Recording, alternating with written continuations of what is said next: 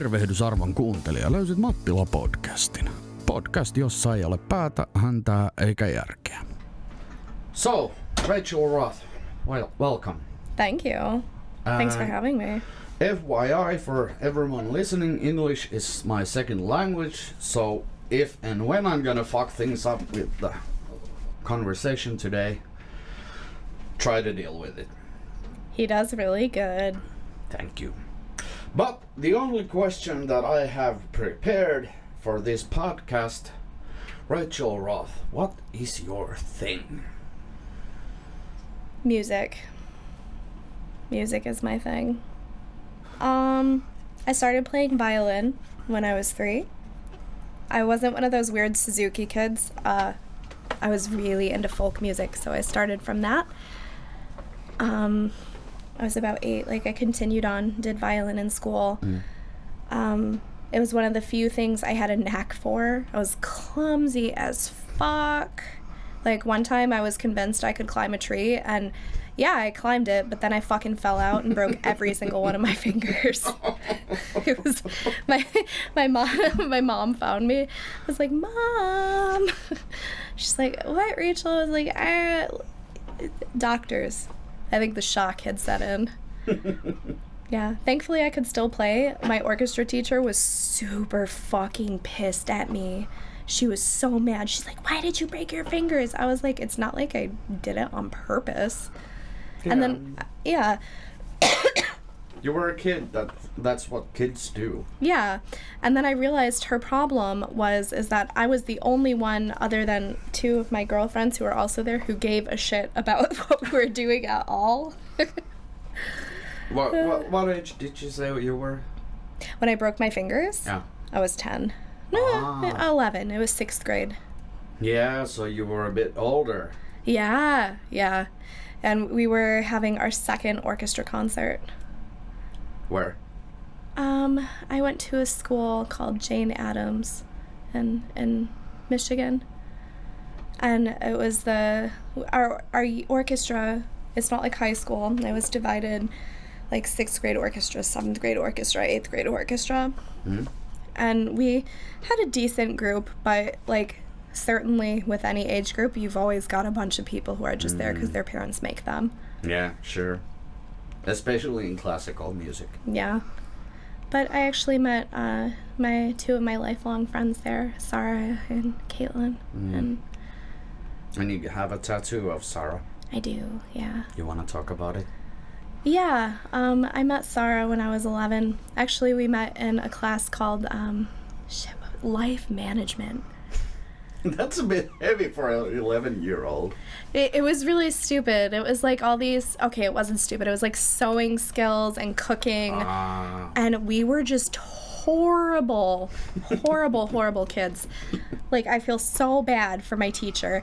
Like, she'd be trying to teach us how to bake cookies, and we'd be like, oh my gosh, we can use code word. We can be like, cookies are boobs. And we had, like, so we could talk about, like, periods and shit, like, without people noticing. We called that tornado season. Like, we had a whole fucking, like, lexicon of code words. Sarah, Caitlin, and I. And, I mean, my stomach still hurts when I think about how much we laughed. And we were just always friends after that. And then, you know, of course, we had orchestra together. We grew up together. And we got through high school together. I sort of went a different way in high school. Like, I really only had them. I was kind of a loner. Like, the girls didn't like me in high school because I grew boobs and hips early. I mean, what else? Like, I'm Latina, deal with it. And the boys liked me because You grew boobs. Yeah, I like to say it was my skills as a musician, but unfortunately it was probably my boobs. I know from the guy's perspective back in that age. Yeah, I was a little goth punk girl. I mean, I guess I still am at heart, but yeah. My mom used to get so mad because I'd cut up my tights and wear them on my arms. Why? I don't, because she wouldn't let me buy a fishnet shirt, and that's all I wanted. I just wanted a fishnet shirt. And she was like, no, that looks like a prostitute. And I was like, no, you don't know what you're talking about.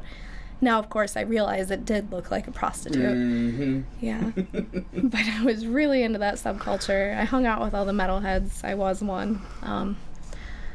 And Sarah and Caitlin were sort of like, I guess, more normal than me. I started hanging out with the older kids. Like, my friends were all older than me, always have been. So I was in bands, and I met some really cool ladies, some really cool girls, I guess, at the time, and they were really artsy-fartsy, and that meshed well with my weirdo dynamic. But never stopped loving Sarah and Caitlin. We had some rough patches, of course. Well, people tend to do that. I remember, like, one time, I don't remember why, but they decided to, like, vote me out over something. Yeah, I have no idea. Like, all I remember is I told my mom about this, and she called up their moms and was like, what the fuck?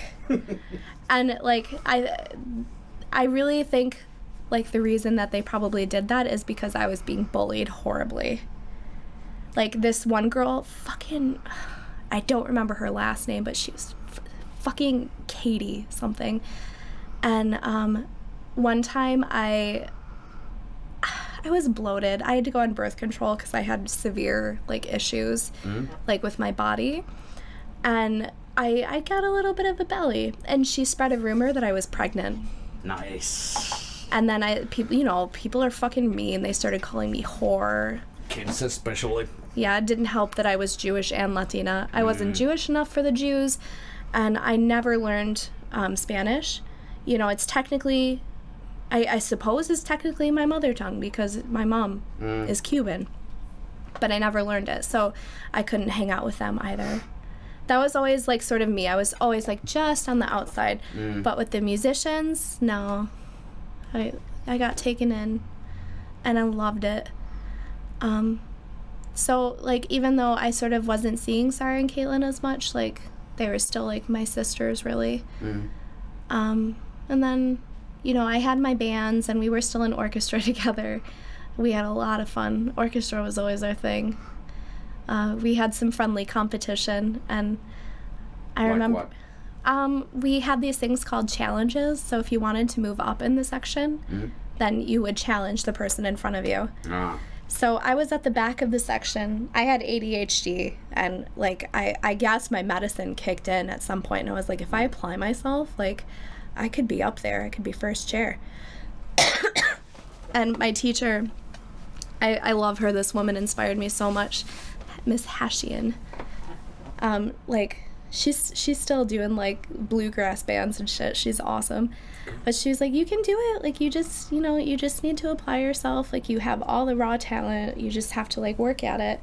So we had these two pieces. One was called The Mold Owl. It was about, like, a ship or some shit. Really cool song. And the other was this Irish tune called Irish Party in Third Class from Titanic. You've heard me play this a billion times. Yeah. And I was just about to ask if it's that one. It's that one, yeah. Yeah. And my fingers, man, they were on fire that day.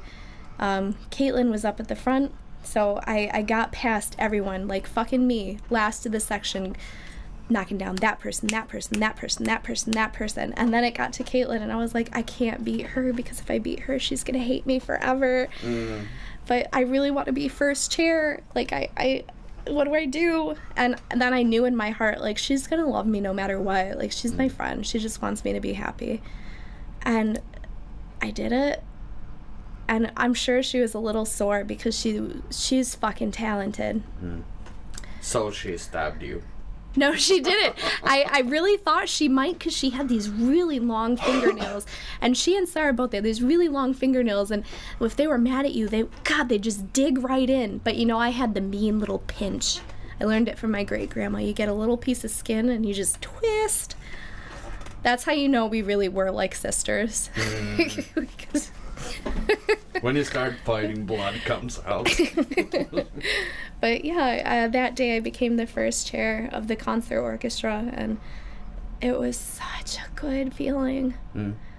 And that's when I decided that I wanted to be a musician, like, as a career, because it felt so good. And my music teacher, like, I told her, like, I want to do what you do. So she gave me some students, and, like, I got to work under her. She sorted it with the principal so that I could come in for the other orchestra class as well.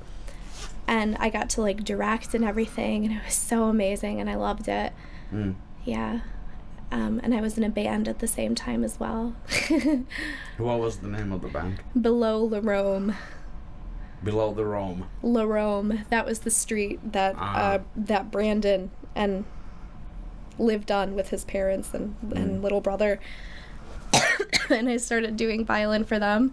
He never officially put me in the band, but, like, I did violin for them, and we had another project with him. But yeah, we practiced in his parents' basement.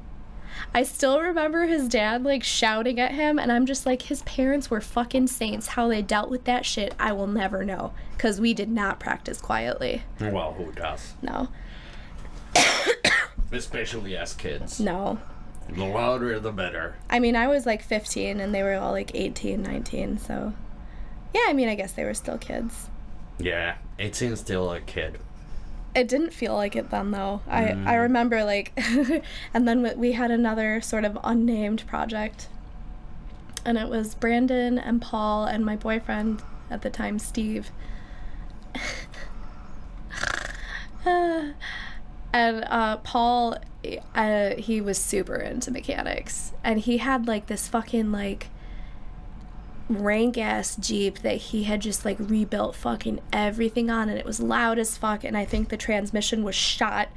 But he'd show up, like, you know, to pick me up to go to practice with that thing, and I just remember, like, the look on my dad's face, like, this big hairy guy with, like, gauged out ears, and, like, like, hello, I'm here for Rachel. And my dad just, like, all right, where's the shotgun? No, he didn't have one. My uncle did, though. Thankfully, my uncle understood more about the music. I would pay money to see that. Oh, no, yeah. Like, my uncle's a forester. And, like, I used to go out to the other side of the state. Like, my aunt was a teacher out there. And I'd go out there for, like, summers, all my holidays. Like, I was with them. And I had a crush on this neighbor kid, Ethan. Fucking, like, little surfer ass boy, like, wanted to be a surfer but lived in the Midwest, like, so tragic. And yeah, so he shows up, and, like, my uncle's just got, like, this deer head on the porch. and he's like he's like to Ethan, like, you want to see the ones in the basement? Okay, that's a bit creepy. Oh, he wanted it to be creepy because he knew that family was no good, and he was right. Last I heard, they got girls pregnant, all of them, like, before graduating high school. You're still in contact with them? No. Not even Facebook? Not even Facebook. Have you checked them out? No, I guess I should. After? I don't remember the last name. How can you remember the titles of the songs that you've played, like, gazillion years ago and you don't remember? Because that shit's important.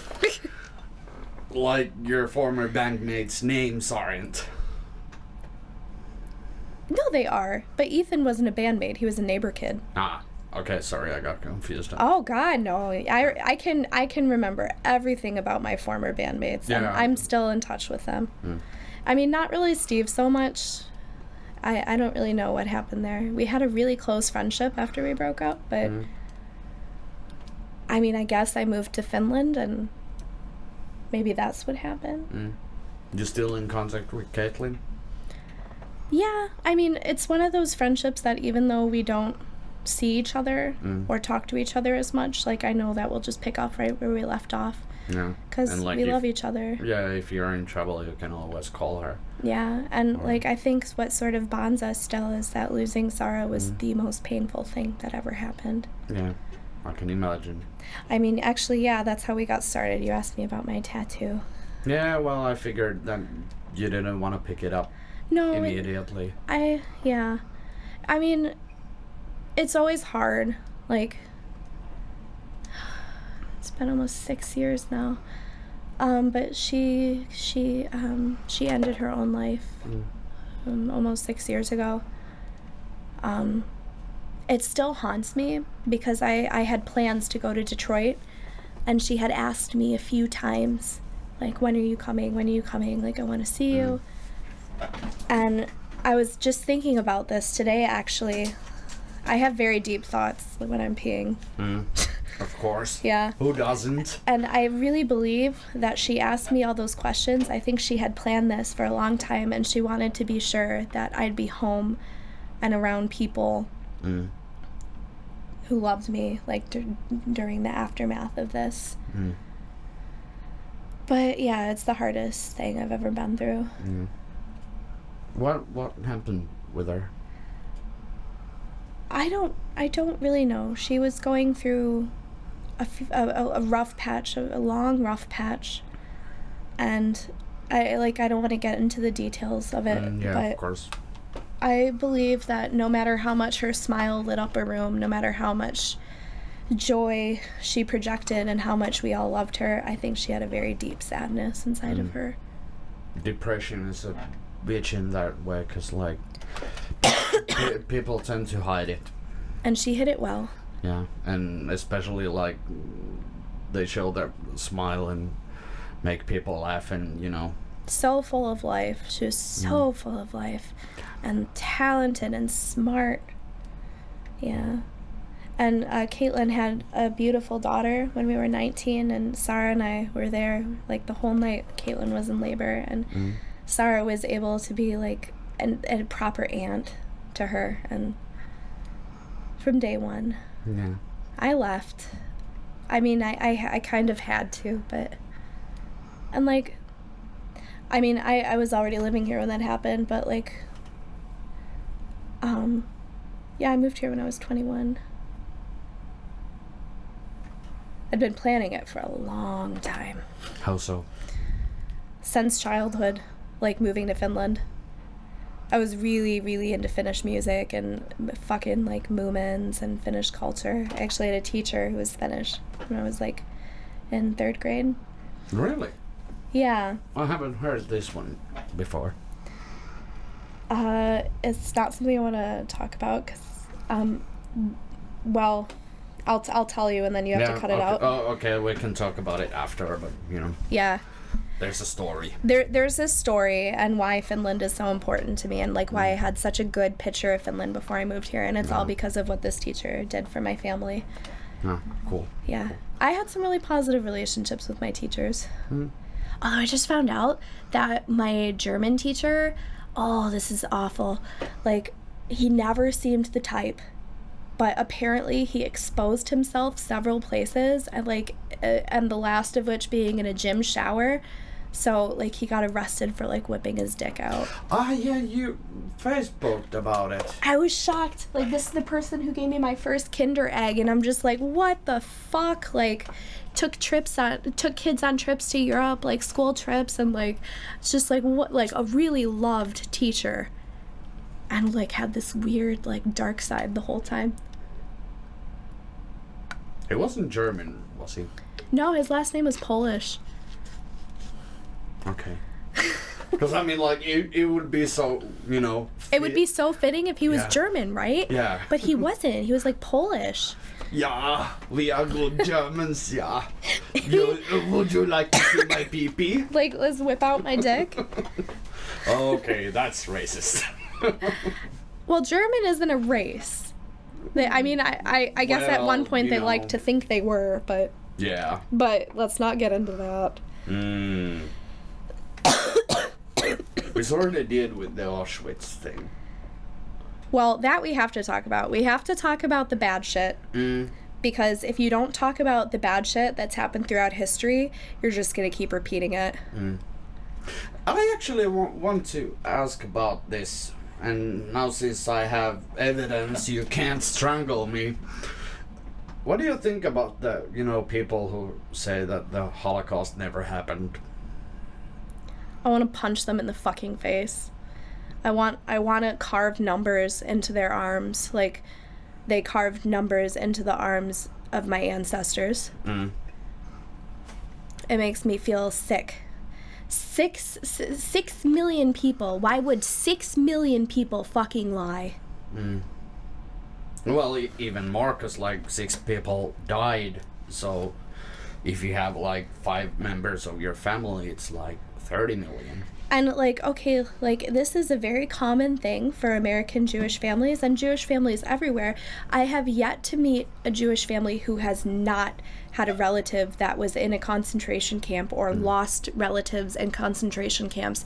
So are we all just lying? Are we making this shit up because it's funny? Because it makes us happy to talk about? No.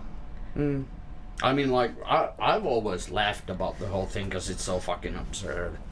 And it's like, it's the kind of ethnocentrism that is so fucking ignorant, it just blinds you to all logic around you. Yeah, well, ignorance is, becoming a thing in the U.S. It's really fucking, like, depressing, and I feel like it all started, well, this current era in our stupidity started when Trump announced he would run for president. I still Well, actually, that was a good joke. I laughed. Yeah, you thought it was a joke. Yeah. I remember it was we might have been at band practice actually. And I remember I was like, it was you, me, and Timo, yeah.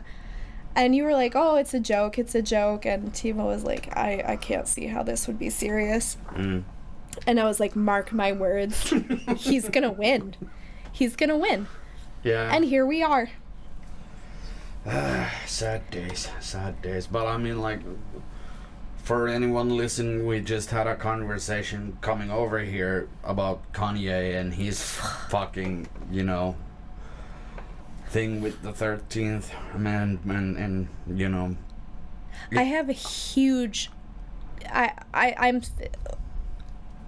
I'm like gritting my teeth right now because it makes me so angry. Like, the reason I ended up in social work and like that field isn't because I couldn't cut it as a musician. It's because I fucking care about human rights so much. Like, my biggest role model of my whole life, like, was Dr. Martin Luther King Jr.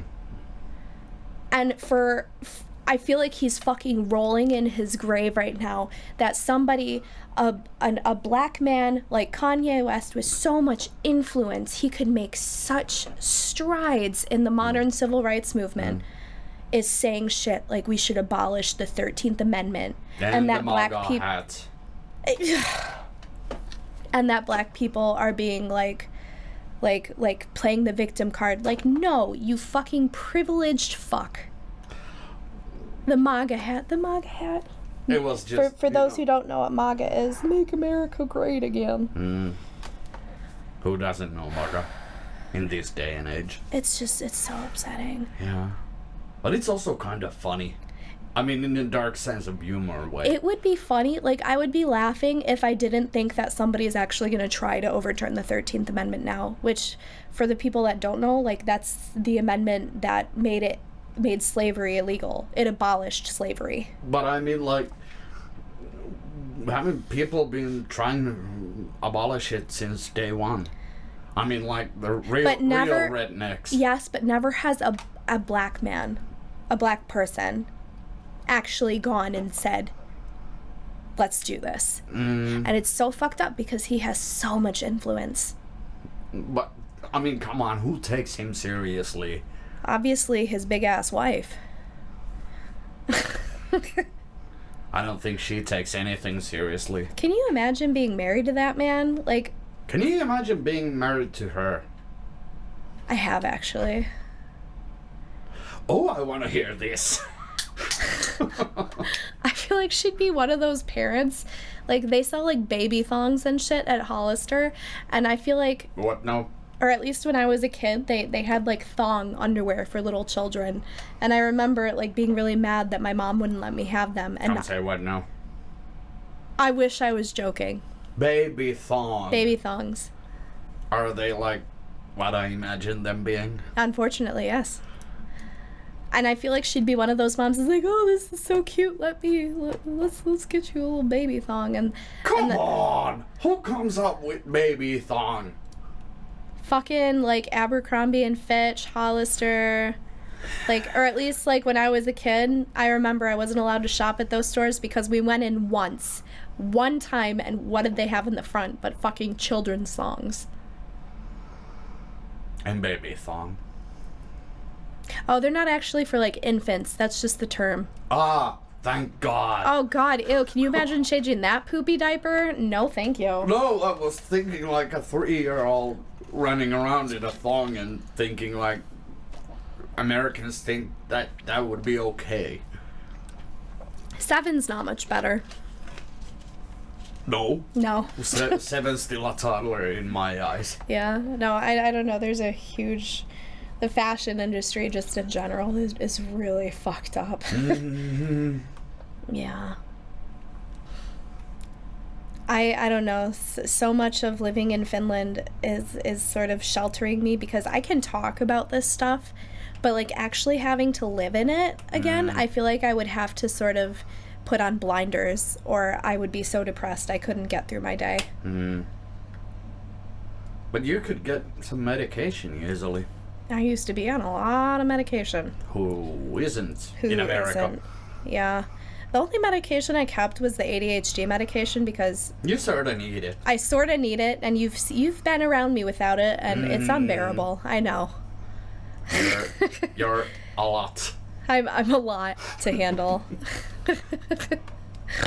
Brilliant. Yeah, but anyway, I especially wanted to talk about, politics since you being an American originally. You haven't been... No, I was born. No, I mean, like, you're not a Finnish citizen yet. Not yet. Working on it. Working on it. Are you gonna get, like, a dual citizenship, or...? Yeah, I am, and I've scheduled my language test for November, so... Fingers it's not crossed. far off. Finally. Finally. You've been talking about it for as long as we have known each other. Yeah, because it's so important to me to be able to say, like, I am Finnish.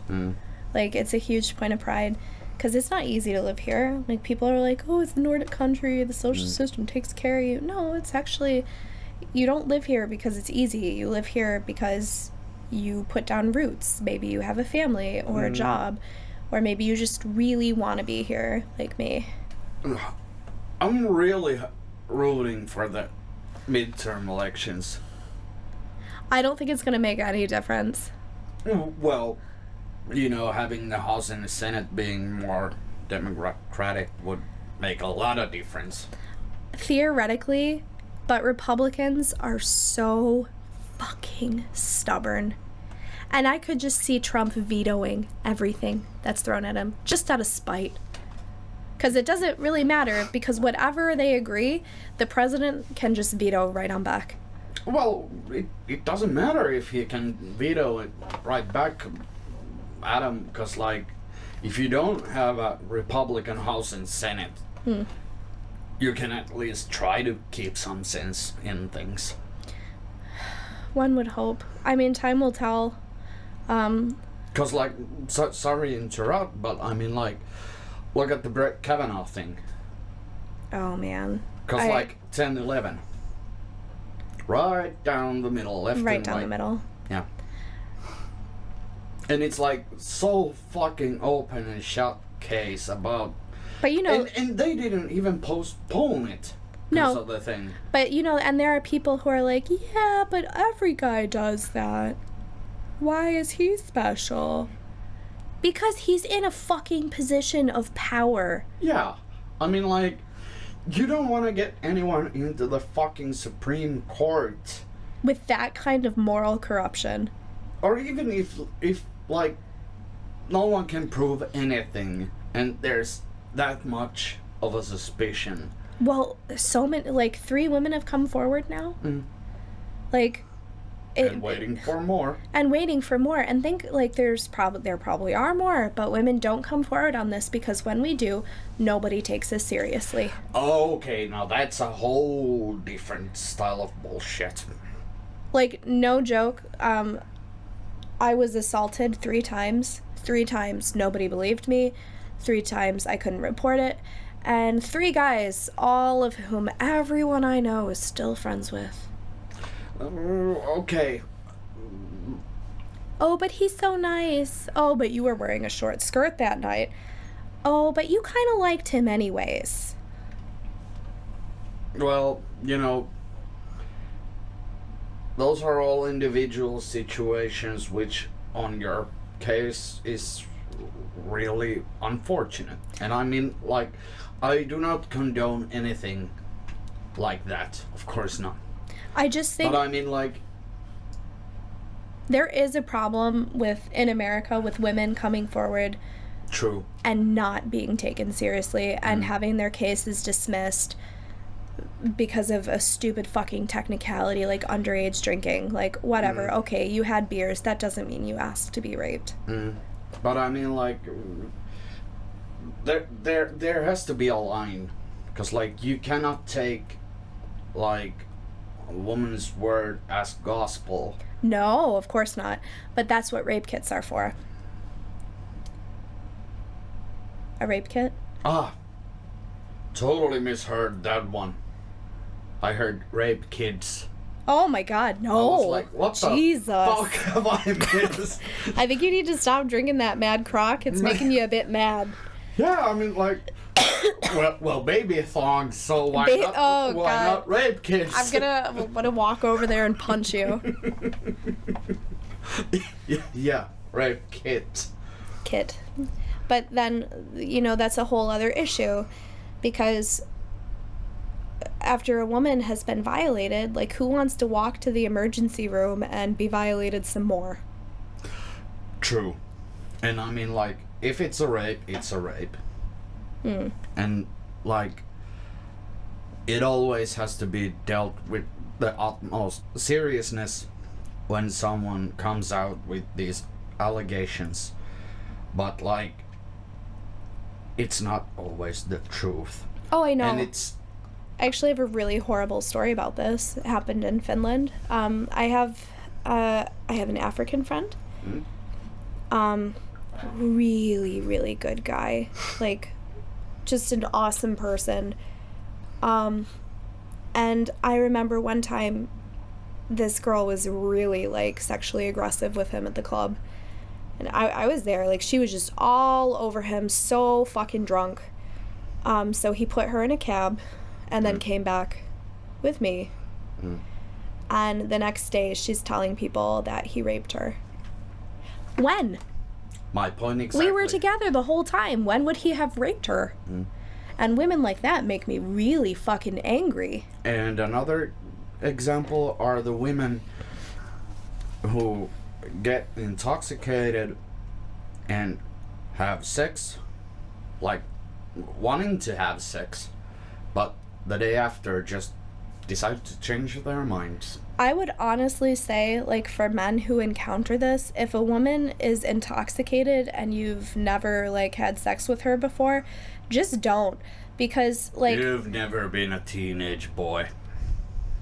Well, no, I haven't, but I have been a drunk teenage girl. But I mean, like, if it's, like, mutual, when you're drunk, you're both drunk and both want it, and you know the person from before. I would record the consent. Like, truly and honestly, in today's world, I would record the consent. I'd be like, I need you to, like, just... I know it sounds ridiculous, but think about this. Like, a teenage boy, maybe a college kid who, like, sleeps with a girl who maybe she does want to have sex with him when she's drunk, but then the next morning feels guilty about it for whatever reason. But there's two ways that can go. She can feel so bad about it, she doesn't remember what happened, so she's like, I've been raped. But if the guy, like, has recorded her saying or this and that, or, like, written somewhere, like, no, you were into this, we had a great time, like, look, this. I mean, that would make me feel a lot better. I mean, of course, like, that's... But it is ridiculous, I know. That's a nice idea, but who's really gonna do that? In the heat of the moment. Yeah, it's such a gray issue, and I think it's a big part of the reason, like, I'm a feminist. I'm totally pro teaching kids about safe sex, but I really don't think that they should be having sex, because I don't think they understand the connotations and the difficulties and these gray areas that you and I can talk about as adults are really confusing for young people. I know. And I agree. And, you know, I really think that, especially for young guys, there should be a separate education about how to handle these things. Issues of consent. Yeah. And also protecting yourself, like, as a guy. Yeah. Exactly, because, like, I mean, as said, I'm taking seriously every single story I hear, because, like, you're not the only one I know who has been violated. It really boils my blood every time I hear any of the stories. But I also have heard so many stories, like, both being consenting adults and just next day what did we do? She changes her mind, and, you know. I did meet someone like that, and I had a really good talk with her. Like, why, like, she was questioning in her mind, like, because she didn't remember what had happened. And, like, you know, because I was a social worker. Like, I know how to talk to people in an unbiased, objective way. And through a calm conversation, we were able to piece the events of the night together. And she concluded, I was way too drunk to be having sex, but I did consent. And I do feel really bad about it. Yeah. But now I can talk about it with this guy. Instead of there being the fear and the trauma and the anger, because think about that, you don't remember what happened, but you have this horrible, sick feeling inside of you. It's awful. And I think that's why a lot of women, like, who maybe they weren't, I don't know, I don't question anyone's story. It's not my place. My place as a friend, as a social professional, is simply to be empathetic and supportive. But yeah, I mean, I'm sure it happens. Like, and I mean, like, I feel bad for women who get assaulted. oh, it's a life ruiner. Yeah. And, like, but it's so easy to misuse the power. It is. And that's, like, the thing, because, like, of course it would be wise to, you know, have some sort of, you know, written agreement about the coitus. There was a spoof on this on the Unbreakable Kimmy Schmidt they had these sexual consent contracts. And it's like, it's a little ridiculous, but yeah, I mean, that's where we're heading. Yeah. And it's like, for men and women. Yeah, and I mean, like, how can you trust anyone? You can't. Did you ever see a movie? It was a really shitty sort of rom-com called 40 Days and 40 Nights. Yeah, it rings a bell. Who was in it? Josh Hartnett and that really hot, somewhat Irish lady that I can never remember her name. Yeah, but she was also in A Knight's Tale. Yeah, I think a friend of mine had it on VHS and we watched it, like, yeah, I think I've seen it, but it's been like 15 years or something. So, like many early 2000s, 90s movies, it starts with a sex wager. And this guy is like, I can go 40 days and 40 nights without sex, and all his coworkers start betting on it, and, like, his ex-girlfriend, who is a complete fucking psycho, really wants to win the bet. So she hears that, like, he's, like, drugged himself. I don't remember how he gets drugged, but asked to be handcuffed to the bed so that he can't masturbate, because masturbating is breaking the thing. She walks in, she sees he's in this position, and she just has sex with him. And in the movie, they don't even talk about it. And I just remember seeing that. I was like, she just fucking raped that guy. He was sleeping. He was sleeping, handcuffed to a bed, drugged. But it's funny because gender roles are reversed. And that's so harmful. That is so harmful to young men, to all men, like to any man that gets too drunk to the point where he passes out. And like, why is that okay? Is it sexy that she had her way with him? Is that what they're trying to get us to think? No, it's not. It's rape. Exactly. But it's still funny because the gender roles are reversed. It's considered comedy. or that scene in 16 Candles where the sort of drunk cheerleader passes out and the geeky guy, like, has her way with her and everyone's high-fiving her the next day. Like, good job, buddy. You just raped that girl. She was passed out. Like, but this is a huge problem with our cinema, our classic cinema of the millennium era. True. But anyway, you know, it's still... What can be done about it? I think we need to reevaluate our entire sex education system, because as long as we're teaching abstinence and contraception only, then we're doing young people a huge disservice. True. But I mean, like, the whole sexual education is so much different in Finland. I mean, like, it's purely, like, from a biological standpoint. That still is a huge disservice.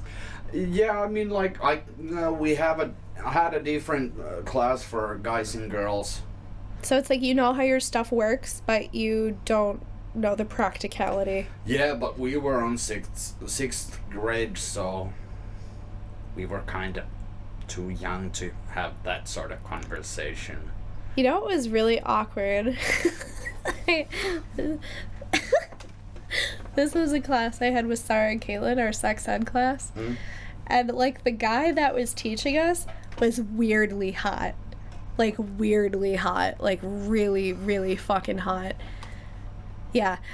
Mr. de Lamelier.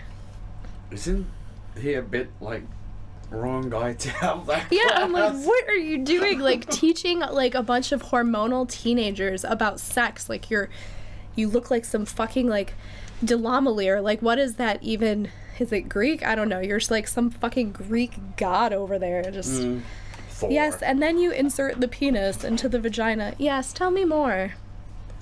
Well, it would be kind of funny if he would be, like, so much more self-aware about the situation. Oh no, I'm like, I was horrible. Like, I would daydream all through that class. Like, if I was just a little bit older and maybe I could give him my number, but I'm sure my mom wouldn't be okay with that.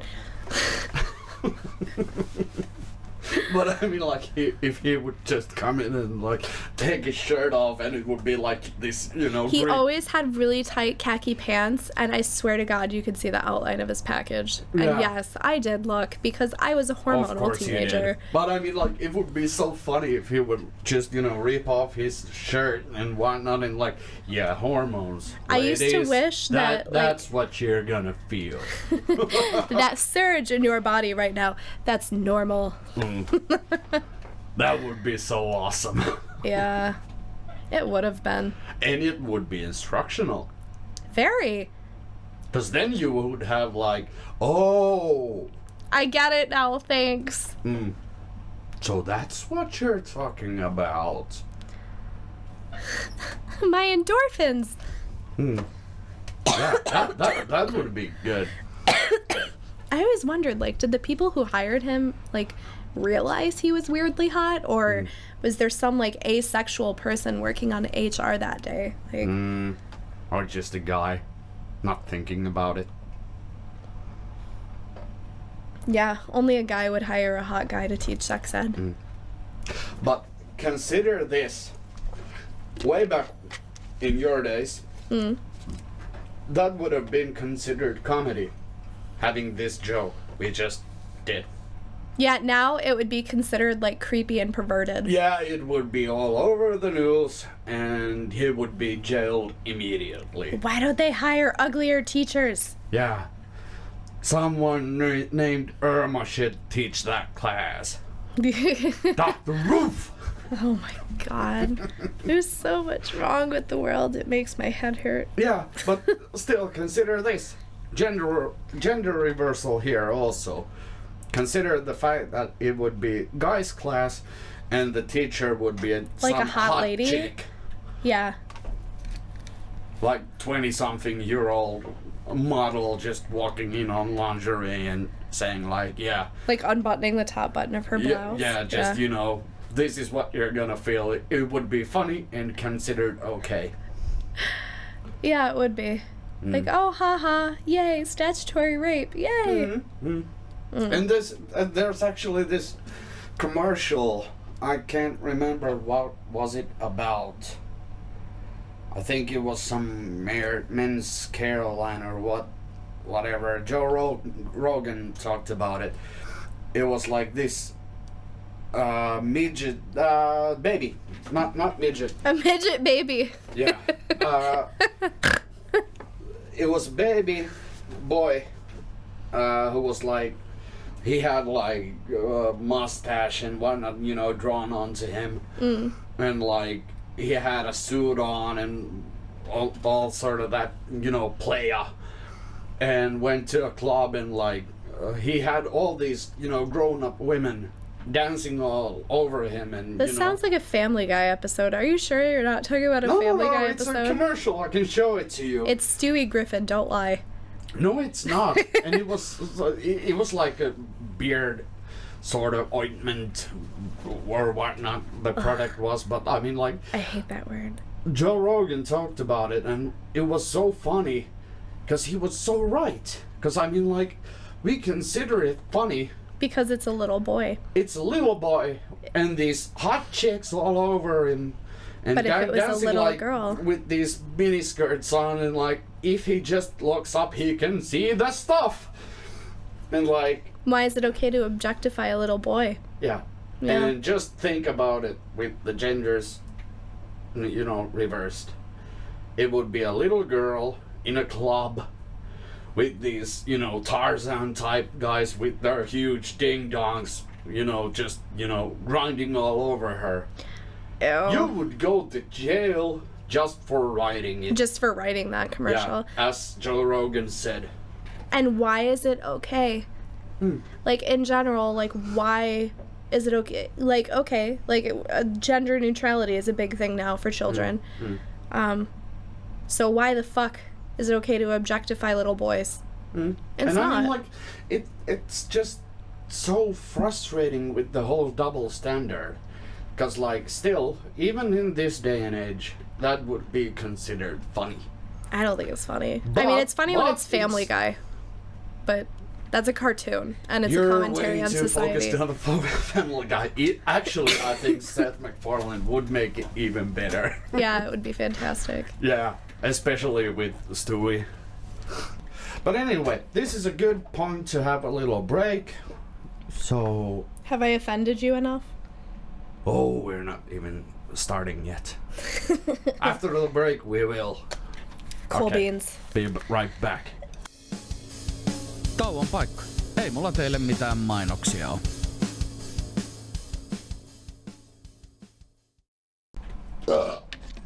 Why bless you. So, we're back with our resident Latinx, Rachel Roth. Don't you ever call me that again. I know. I saw it in your eyes. I was like, he's going to say something like butt fuck evil. Well, you know me. God, you can't. I am the resident butt fuck evil guy. You need your own theme song. Yeah, something by the lines of butt fucking evil. Yeah, that would. Let's do that. I feel like between you and I, we could probably come up with a solid song. Yeah. Something a little bit punky and, you know, skate punk style. Yeah, that's how I roll. Old Offspring. Fuck yeah. Yeah. But fuck the evil. La la la la la. But fucking evil. Right off the rails. Right off the rails. Yeah, so after beating our heads to the table, let's talk about being an immigrant. Okay. So we sort of touched on the subject about why you wanted to move to Finland. Mm-hmm. So how did it all happen and when? Oh, man. Yeah, so I was living with a guy that regularly beat the shit out of me. Okay, we started from there. Yeah. I was 20. I couldn't go to music school because of him, because he, like, fractured my wrist so badly. And I just sort of felt like life was over. And I didn't really even talk to anyone about it. Like Tina and Steve being my ex turned best friend, and Tina, she's like my sister from another mister. So this is before you moved here? Yeah. Ah, okay. Oh, yeah, no. I thought you moved here and immediately that happened. So welcome to Finland. Welcome to Finland, Rachel. No, yeah. So, to cheer me up, they didn't really know what was happening. I didn't talk to anyone about it. They just knew I was very deeply depressed. And there was a Finnish band in town, and they knew that I really liked Fintroll. I had this whole thing. It was around the time when the video for, God, I don't remember the name of the song, but fucking Matthias, like, had this, like, big troll hand thing made out of tree branches, and I don't know why. I spent most of my 20 years being drunk, and I can say that because I'm living in Finland and they can't prosecute me for that. But I thought that was really hot, so I got really into... I'm not sure I want to, like, say that now, because it just occurred to me I actually know these people now. Well. When I was 20, I thought you were really hot with your troll hand. Yeah. Anyways, I had been wanting to move to Finland for a long time at that point, and the closest thing I had to a connection to Finland, because any time I had moved here it was impossible, was the fact that Finnish music was currently really big in States. So my friends took me to see Fintroll, and there was this band there called Swallow the Sun. And I was, like, absolutely covered in bruises at that show. Just, like, black and blue. And, of course, like, you always get these weird questions, like, when you're like, yeah, I really like your country and I want to move there. And why do you want to move here? And, I had a Finnish teacher. I've studied social work. I want to work with Sami people. Like, they're all just like, that's really weird. But they also kind of noticed, like, my condition and that there was some unspoken sort of abuse. Like, and, like, Finns aren't going to ask about that shit. They just brush over it, which I really liked. But, like, one of them, who's actually still one of my dearest friends, and he doesn't play with them anymore. He was like, if you ever move to Finland, like, you have a friend. And I was like, I'm working on it. Like, I had already applied for some au pair families at that point, but I didn't really expect anything to happen. And, that was sort of it. And we stayed in touch, true to their word. Anytime they were in town, like, Tina and I got to go hang out. And I slowly started realizing that when I moved here, like, I was not going to be horribly alone. And that, in the long run, is what gave me the courage to leave this guy. My friend's dad, really Orthodox Jewish family. I came clean to what was happening. We had speech class together, and she knew something was up. It wasn't going to push any buttons, and they came and got me out of there. And her name is Gabby. And Gabby and her family let me live with them until I moved here. She was newlywed as well, and, like, we were still kind of living at her parents' until her house was ready, which was, like, right down the street. But I mean, they took me in, like, didn't let me pay rent, nothing. And I'm getting, like, all emotional. I still can't believe they did that for me, because that's what made it possible. So, I had this circle of friends here. I had lined up an au pair family. I had this living situation where everything I was making I could put towards my move to Finland. So I found the perfect family. I remember I sent Alexi a message. I was like, I'm moving to Finland. And he was like, what? Really? And I was like, yeah. So, I moved here. I already had friends. I met a lot of other friends through them. I can honestly say I have never felt alone here. And I know a lot of people do, and it's so sad. And I really think, like, that you're hanging out with the wrong people. Because, like, from the moment I moved here, like, it was, like, just, it was home. I got off the plane, and I was like, I'm home now. It like, from the moment, it just, like, and there were some hard times, for sure, but that's life. So I had my au pair family. Then I decided I was going to finish my social work degree. Got into DIAC. The laws in Finland are really weird with who can and can't be a social worker, like, which is fucking bullshit, because basically socionomies study all the same things. We just have more practical experience, because if you spend 8 years in a book, you're not going to learn what you learn in 6 weeks at an internship, and that's just a fact. True, of course. So anyways, like, then I discovered I did child protection, domestic violence, and fell in love with early childhood education. So that's how I make my living. Actually still really good friends with Alexei. Went to his wedding. To a beautiful, wonderful girl from Detroit, who is also like family to me now.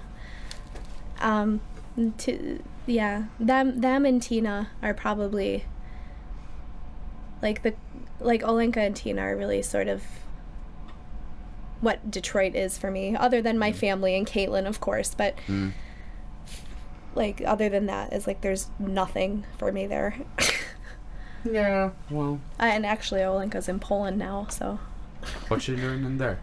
Oh, she's amazing. She has her own company called Reculture Design. So she takes, like, these old Polish folkwear, really, like these patterns, and she turns them into stunning, like, high fashion works of art. Cool. Yeah, no, it's gorgeous. I have a few things from there, but I'm just too fat for them right now. Aw, you're just being too hard on yourself. Yeah, probably. Yeah. Yeah.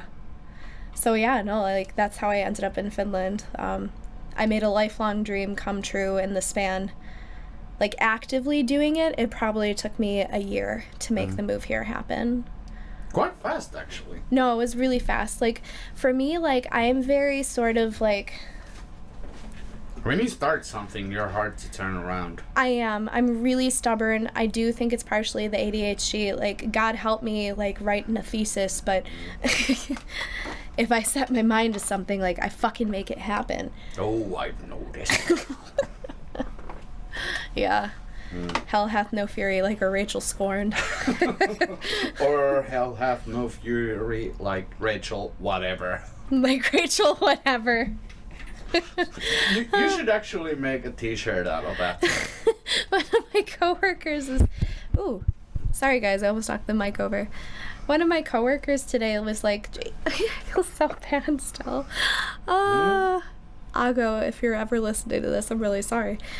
So we have these vasukeskutelu, like the varhaiskasvatuskeskutelu, the meetings coming up. And we have to write reports.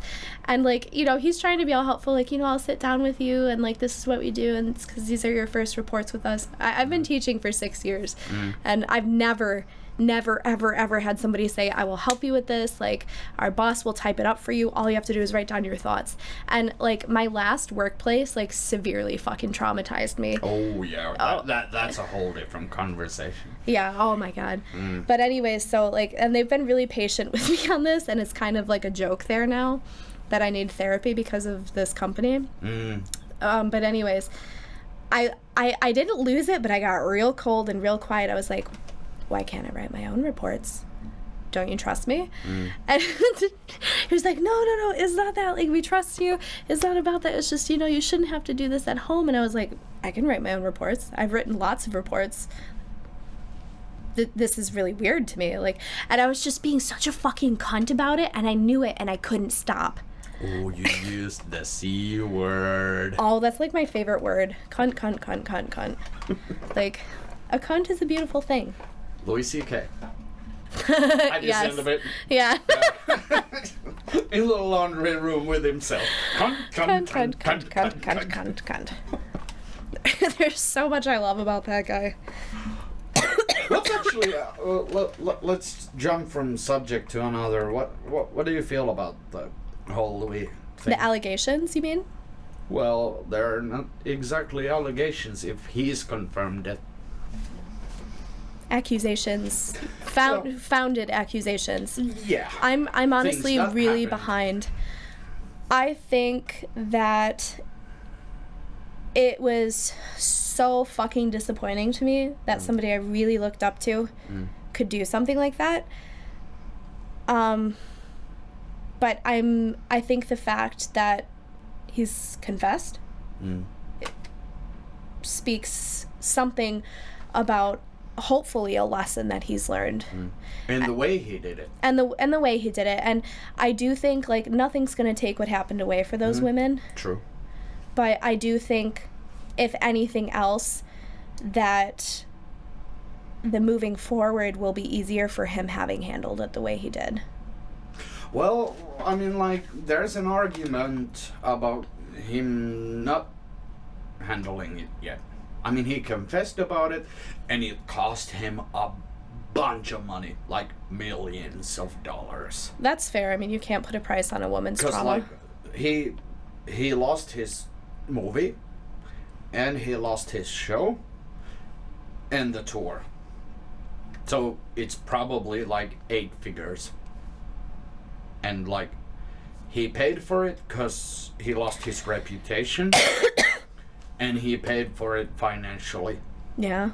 And like, comparing him to the other guys that have been accused of that sort of things, he's the only one that I know of Who's that actually yeah, suffered. he just no, a bunch of them suffered, but I mean, he's the only one that just, you know, came clean and just, you know, like, I can't remember it verbatim, but like, I did it, it's all true, and I'm not gonna deny it, and that's it. And then it went off the spotlight, and, you know, just stayed away from everything. It's really sort of interesting, like, psychologically, because you're like, where is he coming from? Is it a place of guilt? Is it a place of, I don't want to deal with this?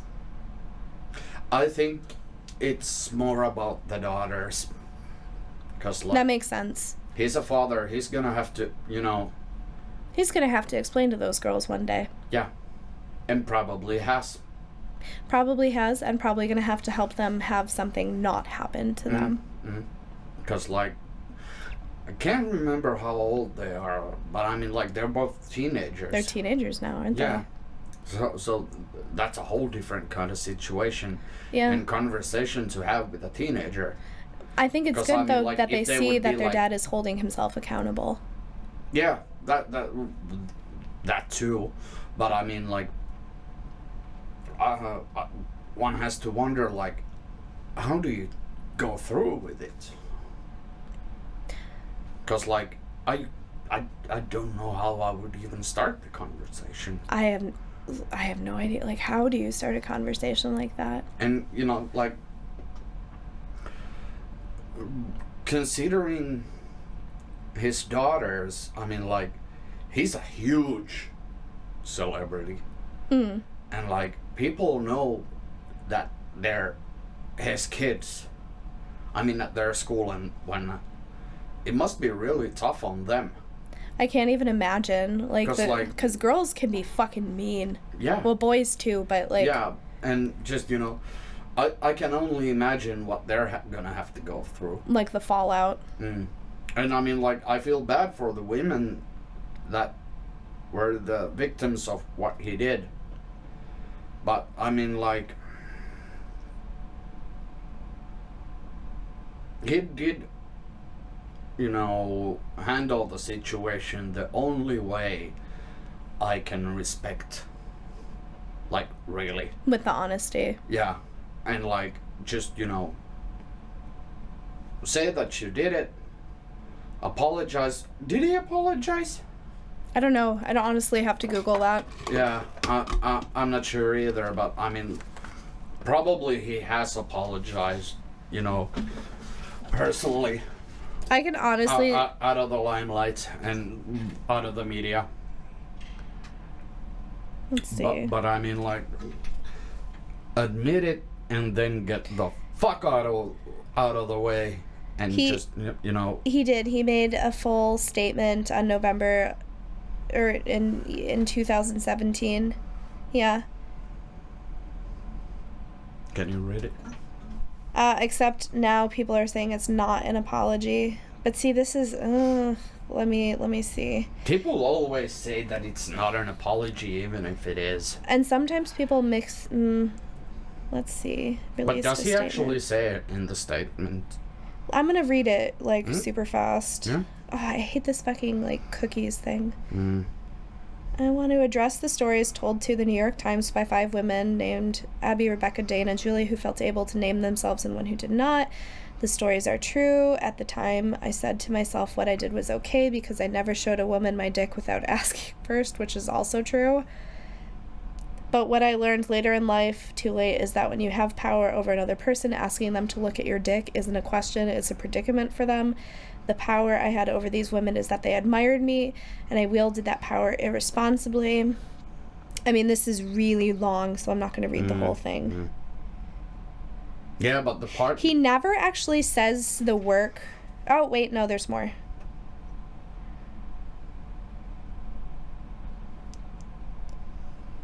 He never actually says the words, I apology, but he does say the hardest regret to live with is what you've done to hurt someone else. I can hardly wrap my head around the scope of hurt I brought on them.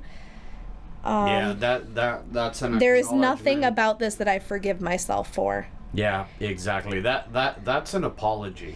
That to me, it's an apology because to me, it's very shallow in that situation to be like, I apologize. Because those words mean nothing. Yeah, exactly. There are so cheap words. Like, I'm sorry I made you look at my dick. Like, no. Like, to me, that's a heartfelt letter. And there are people who criticize it, but then it's like, in the end, we will never know what really happened.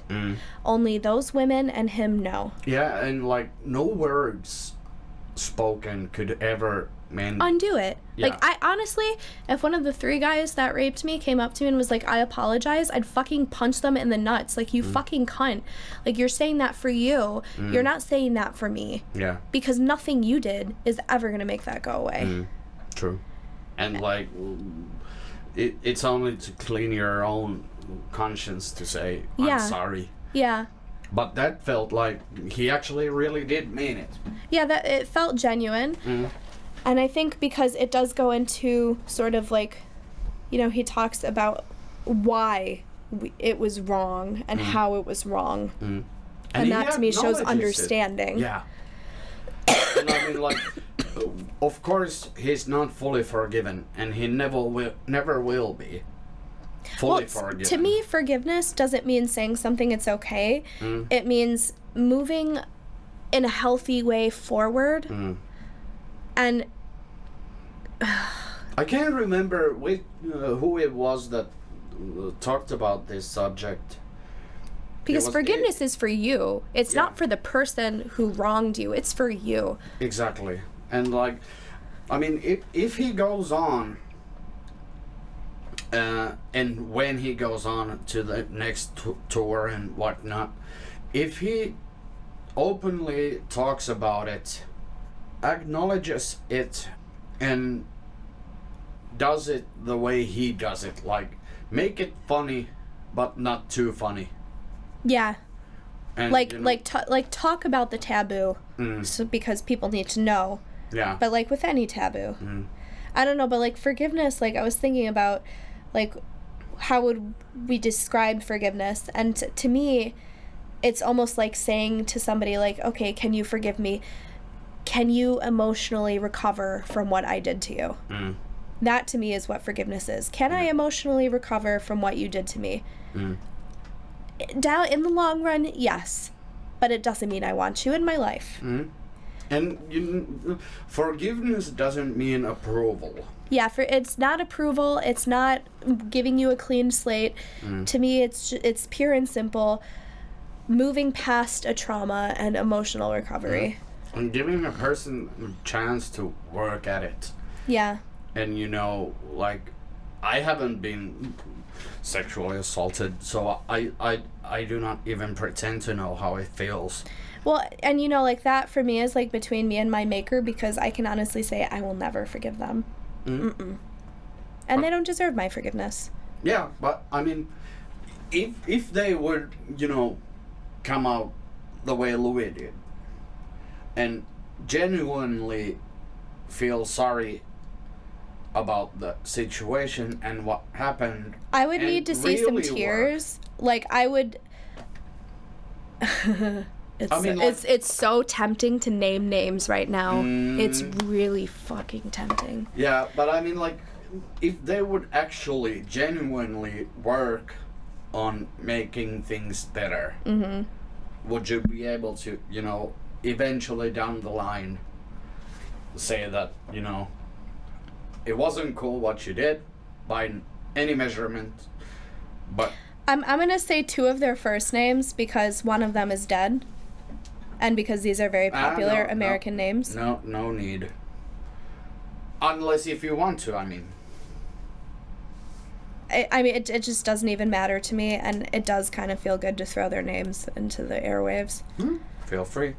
If Will and James were to come up to me and beg on their hands and knees and, like, fucking cry, really fucking begging me,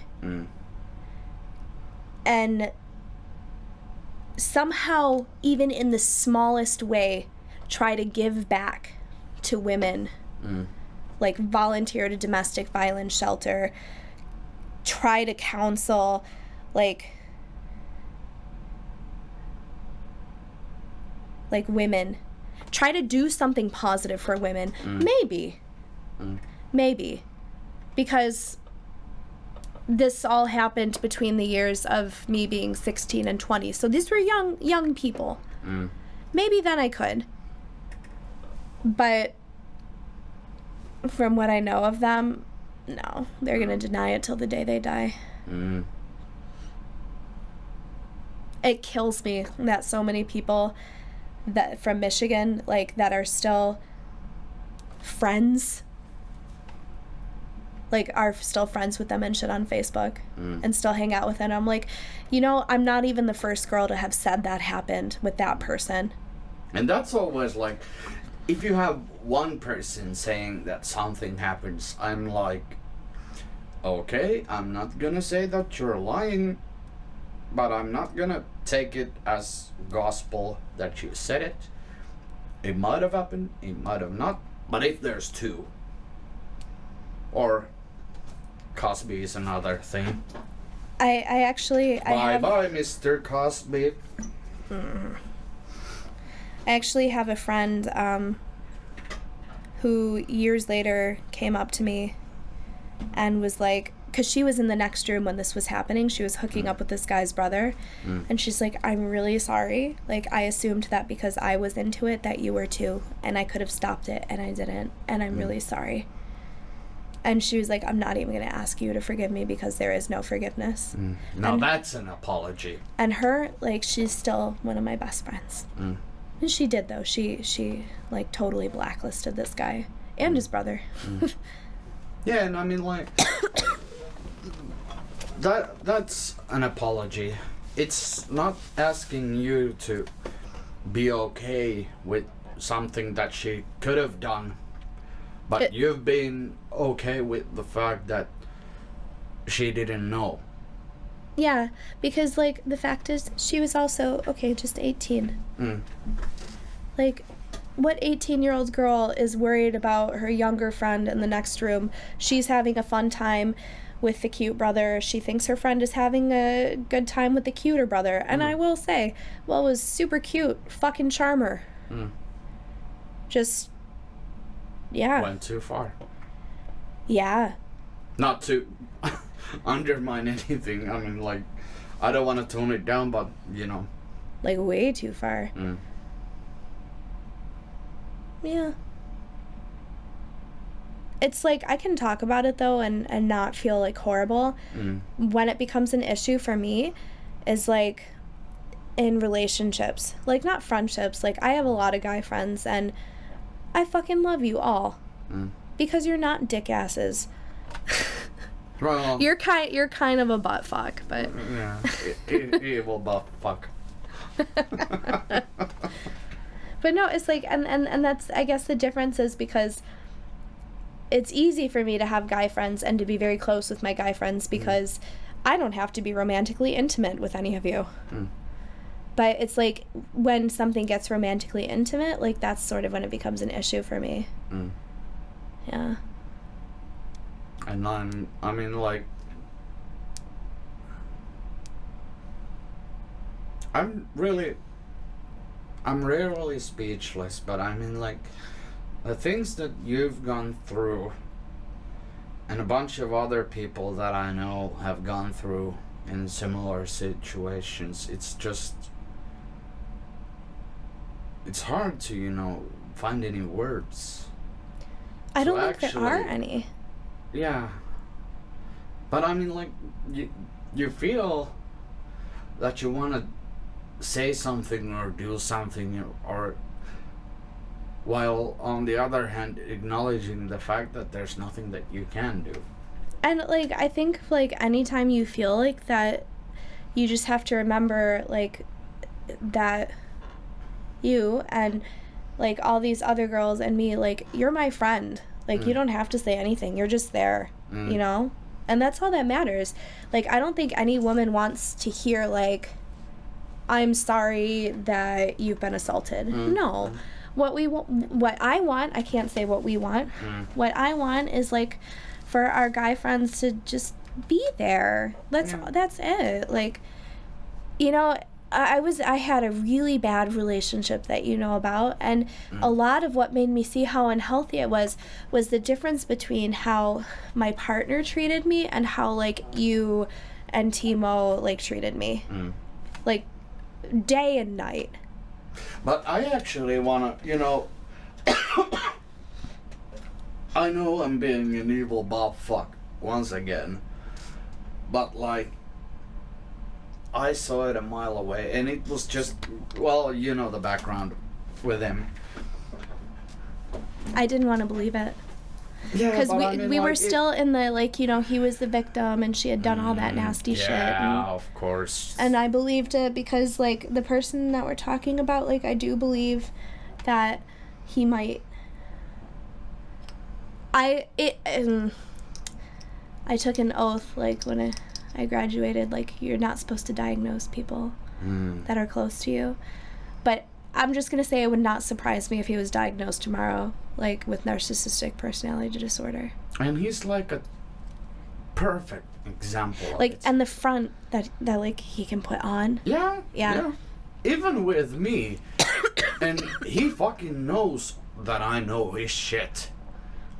All about his act, about everything that he's pulling, like... But what makes me sad for him is that I feel like he lies so well that he started to believe it himself. Oh, absolutely. That sort of person absolutely believes his own shit. So, like, the hurt, the guilt, the trauma, I don't think any of that's made up. I think he actually feels that way. I really believe that. Yeah, and I think that 100% he believes all the shit that he spoke of his ex. Yeah. No, yeah, I really believe that. I mean, like, he would take a lie detector test and pass. Absolutely. Yeah. Absolutely.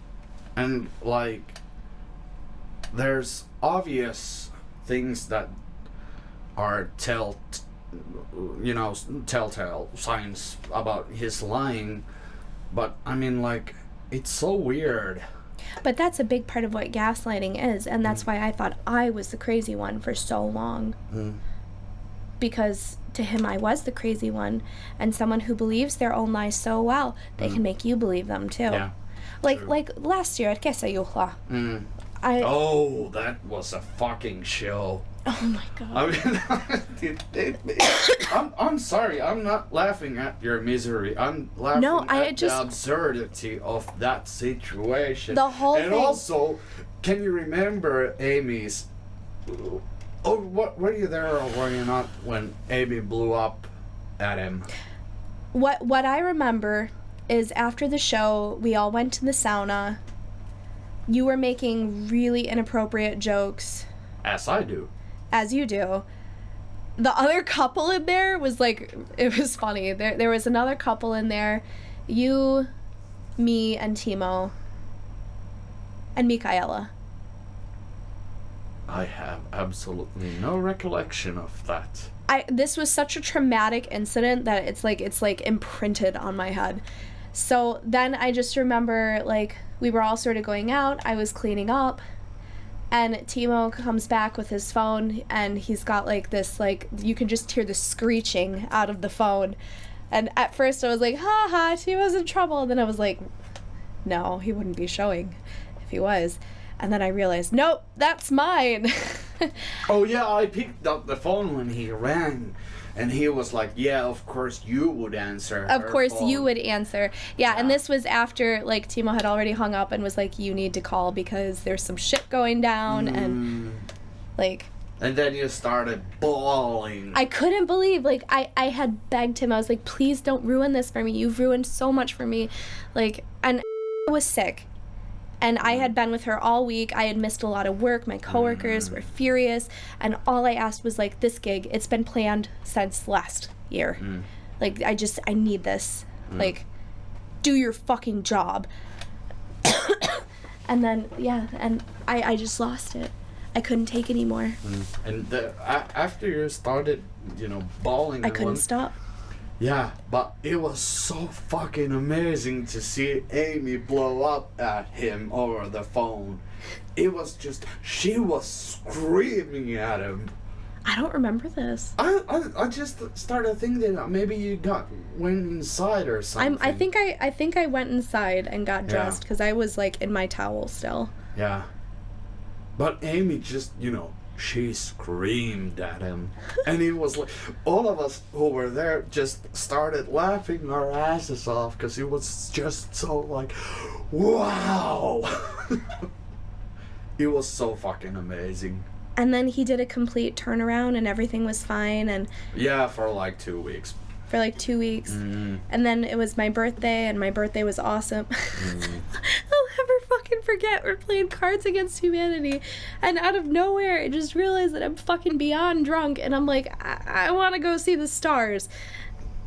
Just fucking walk off into the woods leaving a trail of puke behind me.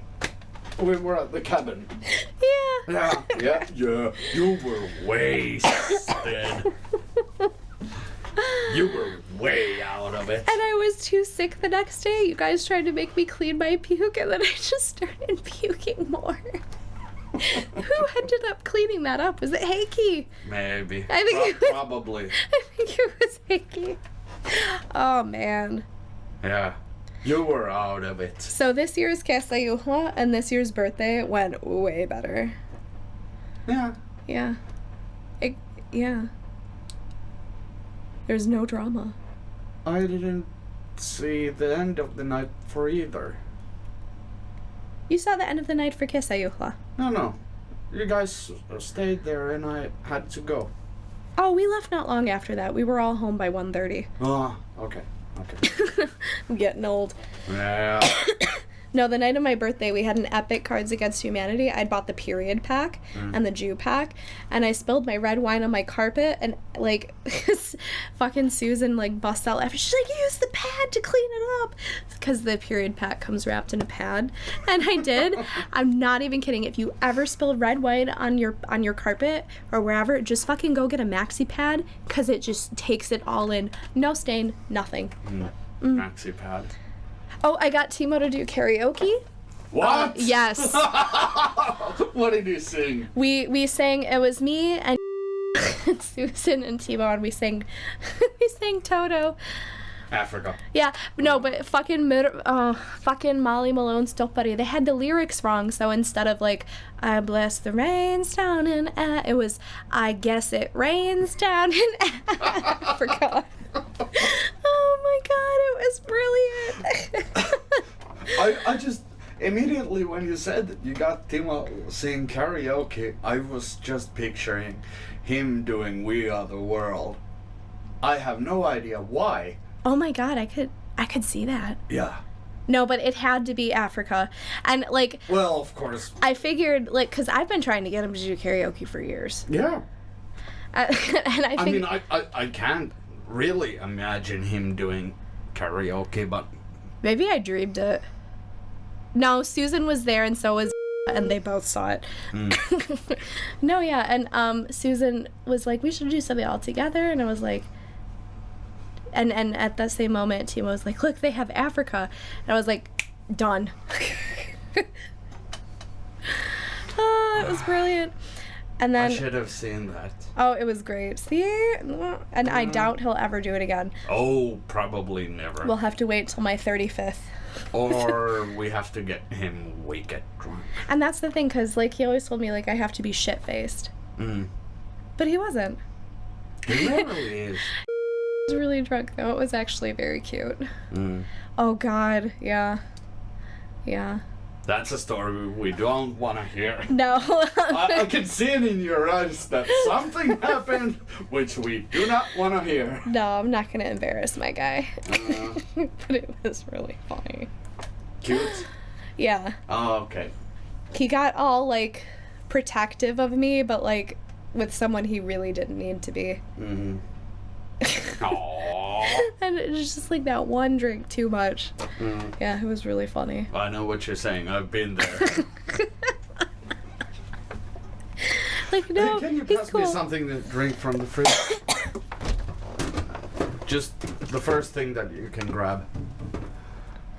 It's KY jelly. I'm kidding, it's not. I wish there would be. I wish like frozen KY jelly. Well, that would be cool. That would be Unfortunately, cool. there's no KY jelly in our rehearsal place. Why? Studio. Why? According to my ex-partner, that's all we ever did was have massive orgies. Yeah, but you're not part of the band anymore, so. Ouch. Ouch. We had to call off the orgies. No more orgies. Yeah. Okay, so the orgies were only for me. Yeah. Oh, okay. Of course. Of course. That makes me feel better. Yeah. Some traditions are not meant to be kept Some with you traditions people. are not meant to be shared. Oh boy. Yeah, this is for those who are listening, this is the level that we endured. You're the one that had me all believe about the jerk-off jar. Yeah, also that.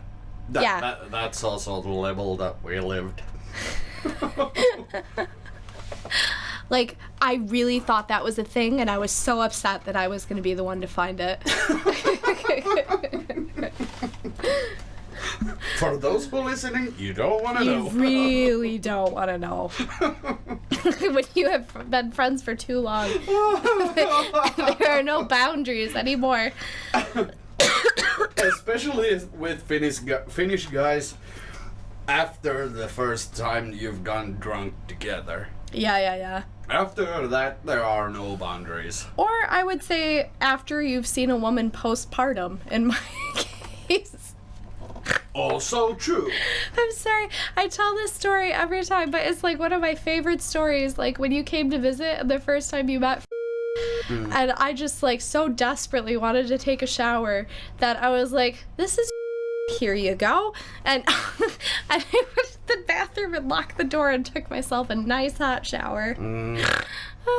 Which after you licked her head. I did. I googled that though, and apparently mother cats do it to get the smell of the other person off of their baby. I'm not a cat, I know. I don't know what came over me. Perhaps the hormones might explain it. If I remember correctly, like I even made eye contact with you and was just like... Well, My baby. I might have PTSD about that, so I can't remember. I must have, erased Somehow it blocked from, that little bit out. Yeah. No, like, I was weird, though. Like, one time, I had to order kaupakassi because I had stitches, and I was, like, totally alone, no help, and I just really fucking wanted some food in my fridge. Because it's impossible to fucking nurse a baby when you haven't eaten anything. So she's, like, attached to my boob, and I go to answer the door, and it's fucking kaupakassi, and it doesn't occur to me. And it's, like, this older, like, Middle Eastern and he's just like, yeah, here you go. And he runs away, and, like, I was like, oh, I was gonna give you a tip.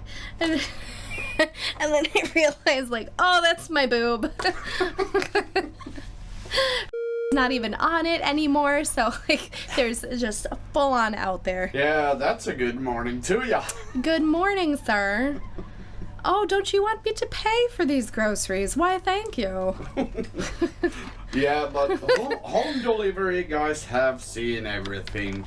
I mean, I feel like they probably have, like, a whole support group just for people who do home deliveries. Yeah, I can have a say in that, because I've done it. A home delivery? Yeah. Tell me. I was working at the post office. What happened? Oh, I've seen stuff. I have seen things. The horror. The horror. And I've also driven a cab for 8 years, so I have seen some shit. Like literal shit. Oh, I've also seen literal shit. Oh my god. And a huge grown-up throw up all over the car. And I had to clean it up. Was it me? No, it Oh, wasn't thank you. God. You haven't thrown up inside my car. No, because you've always pulled over so fast. I've had practice. 5-minute warning, I have to puke.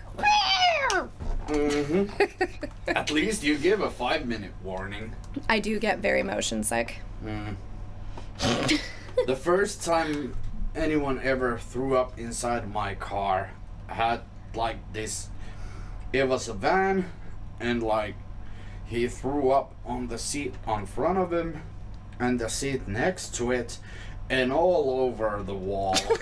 It's awful. And on the floor, and it was just God. like, how fucking much puke can be inside of a person? Because it was all over the place. I sometimes wonder though, okay, like you've heard this story about what happened at KIF with the Solstafir tour. Nope. The lactose. Oh God. I'm sure I've told you this, but I'll tell you again because it's hilarious. So when I did the Solstafir tour, like, Erin had us do all the like sort of allergies and all that so she could put it on the rider, and she must have written lactose intolerant like 80 times. So we get to this venue and everything's supposed to be lactose intolerant. I'm just like, yum, there's cheese everywhere. I fucking love cheese. So I'm just being a fucking little oinker, just eating everything. 15 minutes before we start to go on, I feel that something's not quite right within me. The Kraken needs to be released. And I go to Jamie, our sound guy, and I really think Jamie has seen some shit. Like literal shit, because Some guys usually have. I told him, I was like, I accidentally ate lactose. He's like, okay, I'm gonna keep a bucket by the stage. I was like, no. It's not coming upwards. I was like, it's not coming upwards. And he was like, it's okay, we'll figure it out. So we go on stage, and like, no, I haven't told anyone what's going on except for Lotta. And Lotta's Special shout out. I love you, Lotta. And she's like just so fucking worried. And I was like, just, like if it comes down to it, like I need you to play the lead for me often, which like I had a really important part in. But so I'm not even kidding. Like I've managed to time the horrible diarrhea to the point where every time that I wasn't playing, I could go and be in the bathroom, take care of myself, come back, play what I need to. Okay, oh God, it's happening again. run off stage. And like Jamie and I have like this fun fucking fantastic body lingo that like I might have gotten like this desperate look or something in my eyes, and next thing I know, he's by my side ready to guide me to the bathroom and down the stairs. Did not miss a beat, and I fucking nailed that part from Midafton. I have never been so sick in my life, though. It was awful. And then after the show, the guys were like, what happened? I was like, I accidentally ate lactose. No, but this is the best part. The anti-nausea tablets that the promoter gave me, I was like, these are making me more nauseous. Like, what's happening? I read the ingredients, coated in lactose. There you go. And we had to fucking drive to the next venue in that bus the next day. Oh, it was a long, long trip. Yeah. That seriously fucks up a day. Oh yeah, but my pants fit better like, the next day. That's gone. No, and I was so embarrassed because you have to keep in mind it was me, Lotta, there was this cellist Delay who is also a girl, and then Aaron, and then it's just like 6 guys. It's hard to be a lady when you have to take a dump every 15 minutes. Fortunately, I picked up some Imodium and things cleared up, but I didn't touch dairy the rest of the tour. Good for you. Yeah, no. Yeah. You have to wonder that. I still wonder to this day, what has Jamie seen? And he said specifically, I've seen this with Finnish bands before, that he has a bucket by the side of the stage. Like, just ready to go. Yeah, well, bucket isn't all that much, because, like, we Finns tend to drink a bit. A bit? A tad bit. I've seen some of you holding onto the microphone stand for dear life. Oh, he was so artistic. He's holding the microphone stand like a woman. Bitch, he can't stand up straight if that's not there. It would fall over. He'd fall right on over. I've been there. I've been there. Yeah. You've seen me be there. Mm-hmm. Not the last, but the one before at Kesäjuhlat. The second time we were playing. When Tina was here. Yeah. You sort of went there. Tina's climbing the roof because she wants to fly, and I'm drinking bottle after mini bottle of Jim Beam. It's okay, they're little bottles. After 12, it's okay. They're little bottles.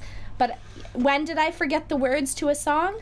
When I was almost sober. And not just any song. One of my favorite songs. Atta girl. I swear, like... I will never, ever, ever let you forget it. I can't. And what's worse is, like, it was the fucking chorus. It wasn't a verse. It was a chorus. Like, it's... And you know how many words are in the chorus? It's like, rose 4. tattoo and a rose tattoo. I got your name written here in a rose tattoo. No, but my lyrics, I forgot the words to the song. I really hope no one fucking noticed. But you did play it cool. The audience had a blast, and that if you're gonna forget the lyrics, that's the way you should play That's the way to do it. Yeah. You noticed it, everyone noticed it, you kept your head high, and you played it cool. Just fucking went through it. But that's the thing that I've sort of discovered about myself this past year is I just don't give a fuck anymore. Like, I'm just me. Yeah. Just fucking deal with it. Yeah. That's good. I mean, like, after everything you've went through in the last 6 years. Yeah, it's been brutal. Yeah. And before that also. I mean, like, all the assaults and things not mentioned here. Oh, yeah. I mean, like, many people would have, went out. Well, and that's why I also appreciate the people who stood by me so much. I mean, like, okay, Tina. Like, God, she's amazing. Anytime I've ever needed her, she's just there. And, of course, like, I reciprocate, of course. But it's like, the fact is, like, over the years, she's needed me less than I've needed her. or then she just doesn't sort of talk about it as much. Maybe. But it's like the people who stand, like you, like the people I surround myself with now is like, I don't know, like, why do you fucking put up with me for that long? But I like it. It's cool. Well, that's Thanks. what friends are for. Oh, it's like that song that they play whenever I call Derveus Asema. That's what friends are for. Or is that just Malmin Gartano? That might just be Malmin Gartano. I wouldn't know. I haven't phoned to any medical services in... I don't even remember. It must be nice not having a chronic illness. Yeah, well, I have a driver's back, so... But I just go to the emergency room. Get yourself some Dilaudid. Some nice pills to pop and Some feel opium. all fluffy afterwards. Oh, look, it's the green absinthe fairy. Yeah. You wouldn't believe the shit I'm seeing right now. Holy crap. Literally, look. There's holy crap. Mr. Pooh with a halo. Mr. Pooh with it. Mr. Hanky, the holy Pooh. Oh yeah, Mr. Hanky, not Mr. Pooh. Well, Mr. Pooh. I like Mr. Pooh better. Mr. Hanky. Why is he called Mr. Hanky? I can't remember. Mr. Pooh would make more sense. Yeah, but maybe that would be too much on the nose. But hey, on that note, you have anything to pitch, shout out, anything? Feel free. The stage is yours. Thanks for putting up with me. Yeah, and if you like folk music with a nice fuck you attitude, check out my band, www.haverlandband.com. Really, I do remember my own domain name, except I don't. But Oli does, so it's cool beans. Yeah, I'm gonna throw it in the subscribe.